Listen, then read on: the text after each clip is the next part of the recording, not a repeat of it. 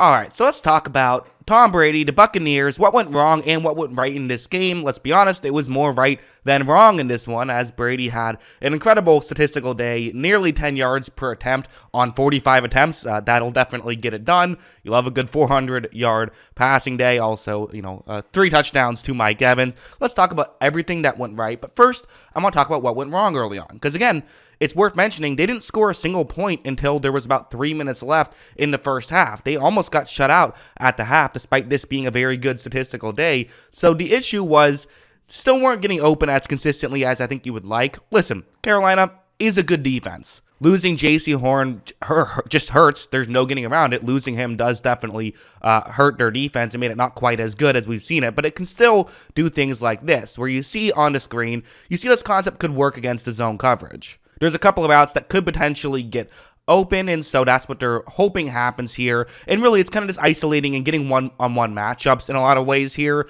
where there is, Carolina goes through their rotations well, there still will be one-on-one. There still should be a guy to cover every single Tampa Bay player, but maybe you could get one of your guys to win that one-on-one matchup. Look at how when this play begins, Evans does his job, takes away the 2 deep safeties. That's kind of what's supposed to happen there. But another Carolina player gets over, gets in position to where, at this point, the only real option I would say for Brady would be hitting Godwin underneath, but it's worth mentioning this is 3rd down and they have to get to the 35-yard line. So while that still might be the right strategy, I can understand Brady not wanting to throw it to Godwin here, because if he holds onto the ball a little bit longer, maybe the offensive line does a good job, maybe something else can get open and you can get the first down without having to have a receiver break a couple tackles. So I can understand the logic. But Brady instead holds onto the ball for too long and ends up getting sacked instead, which is obviously not ideal. To me, that's what the biggest issue was early on, was just guys weren't getting open as consistently as you'd like to see them get open. I mean, that has been an issue at times for Tampa Bay, and it was an issue in this game, I think. But that's when I kind of, when I was at the game, I just sort of thought to myself, like, this is kind of the situation where it's very reminiscent of the Rams playoff game. Sometimes you got to just throw it up to Mike Evans. They're playing a lot of quarters coverage. Sometimes just throw it up to Mike Evans and see what can happen, and that's what they would do. So like going over here, this play is that example where it's going to be a quarters coverage play. Evans is running a deep route. And what's worth noting is that, I heard a lot of people talking about the one-on-one matchups with Evans. The first 2 of those touchdowns were not one-on-one matchups. So this one, it's going to essentially become a one-on-one matchup, but it's just not a pure one-on-one is what I'm saying, because there is a safety deep covering that side of the field. He could stay deep with Evans, but he doesn't have to, right? That's kind of the way this play works. It's not like if it's cover 2 zone, then you just have to go with whoever's running the deep route. In quarters coverage, you don't have to do that. And watch how the safety is going to really pay more attention to Godwin on this play, kind of moving in a little bit. Now, Evans isn't necessarily open right here, as the defensive back who was covering him was playing very far off. But the thing is that Evans has a full, he's in his full stride at this point. He's fully accelerated. And again, Evans very deceptively fast. For a guy who is 6'5", he moves very well. One of the faster 6'5" guys you will see. That's what makes him such an effective deep route guy, is he's so big but also can move so well. And Brady, you're going to see that this is just it's a beautiful throw. I mean, perfectly where you want it to be, where Evans can catch it in stride. And for a connection that hasn't fully been there in some of these games, it was fully there in this one. I mean, some beautiful right on the money throws. Because again, if that's a missed throw, Evans was open enough, it's still probably a completion, but you're not getting a touchdown there. And while you would have the ball in the red zone, we know the Buccaneers aren't necessarily known for their red zone success. So getting that ball exactly where he wanted it was just huge. Going over to the next touchdown, this one is going to be very similar, but this is actually something I found. I think this is the really interesting thing Brady does here. For a second, I thought this was just he got to a second read eventually and threw it to Evans. I don't think that's the case. I think Brady actually fooled a safety here. I think Brady, really a clever move, is what I think happened here. Again, I'm not in his head. I can't say for certain, but this is what I'm pretty sure happened. You see that it's quarters coverage once again. Mike Evans running a deep route once again. But like I said, there is potential of a safety staying deep. What happened last time was Chris Godwin ran more over the middle, and the safety stayed with him. But on this play, you don't have any other receiver lined up on that side of the field. You have a halfback on that side of the field, but that's the only eligible receiver on that side of the field. He's probably not going to get the safety's attention. But just watch Brady here. Watch how he looks towards his left entirely. He's looking towards his left this entire time. And again, my first thought was, oh, he's probably that was his first read, but doesn't love what he sees. But actually, this play worked out all right. I mean, if he wanted to make this throw, he probably would have made this throw. There is a receiver over the middle who probably could get the first down. I think Brady was looking for more here, and the advantage of looking where he looked is what you see circled in black. The safety reads Brady's eyes and is moving over. That took the safety out of the play. Now, again, do I know that this is what Brady is doing? No. Am I saying this just because it's Brady?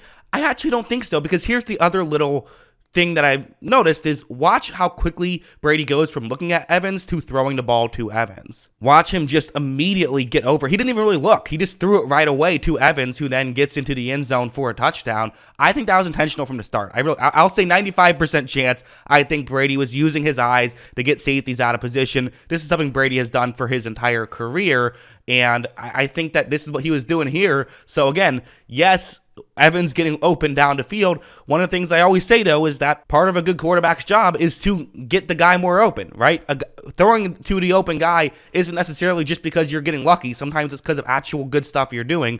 I think that's what happened there with Brady. Although now going over to this one, those first two, I'm going to sit here and say really good plays by Evans and by Brady. That's how I felt with those first two. This one, I don't know what Carolina was thinking. I just don't. This doesn't make sense to me. This was a bad play call. You've already seen Evans burn you twice. Seems like every time you get a one-on-one matchup with Evans, he's getting a touchdown out of it. So why are they doing this? I have no idea. It's just a cover zero. They're showing cover zero. That's what they're doing here. Now, again, something you can do. It's not like you can't play cover zero ever against Tom Brady or ever against Mike Evans, but when you keep getting burned and you're now having CJ Henderson on Evans one-on-one, I mean, when Tom Brady gets to the line and sees this, there is no hesitation. He knows fully, and Evans knows fully what's happening. The ball is going his way. And watch as Brady takes the snap again, fully ready to throw to Evans, who gets wide open, gets the catch for a touchdown. They knew that was happening right away. And just for Carolina, I mean, you're putting your players in position to fail there is what you're doing. Just not a smart play. I love this play as well. I thought this was another good example of kind of just, maybe a play call that Carolina didn't have to do, but also good job by Tampa Bay of taking advantage of it. So first, I'm going to talk about a route on the field. It's going to be Julio Jones's route. That's what he's doing. Just a quick route underneath. Okay, fine. But what concept are you going up against? I mean, for one thing, look at what you see on the field. What do you think could be happening here? You see a lot of guys showing blitz. Could this be another cover zero? Well, probably not, because it's not the exact same thing that we saw on the last play. There's still two safeties deep is what they're showing. So you could do something like that, where you have one safety stay deep, and you play man coverage, and the guy, it's a safety who picks up Julio Jones, which you would notice that would leave Julio Jones very open, as the safety would be playing very far off. So that's something you could be doing. It could still be a cover zero, and then both safeties are picking up players down the field. But, this is just an option. But if this is the option, or if it's just man coverage in general, then Julio is going to get open. Carolina's actually going to drop back in the zone here, which is what you would expect, actually, looking at this format, is you would think that they're going to drop back in the zone.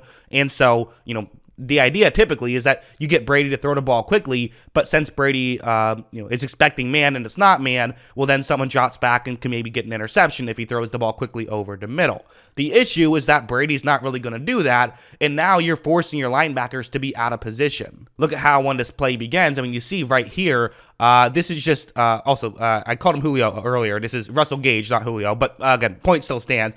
You see how Gage is just open. There's a window for Brady to make this throw, and it's because the linebackers are out of position because of the situation that Carolina put them in. I mean, you think about it, one of the reasons why play action is so effective is it gets linebackers to move in. Carolina basically just did that themselves intentionally, trying to fool Brady, but Brady wasn't fooled, so it really just backfired massively. Brady's able to hit Gage on this one, and if Russell Gage starts picking it up too, which I think he has these past couple of weeks, that could be a key piece for Tampa Bay. They expected big things from him. It's been kind of a disappointment so far, but he started to pick it up as of late. So exciting stuff there, exciting stuff all around for Tampa Bay. Hey, don't let him get hot, right?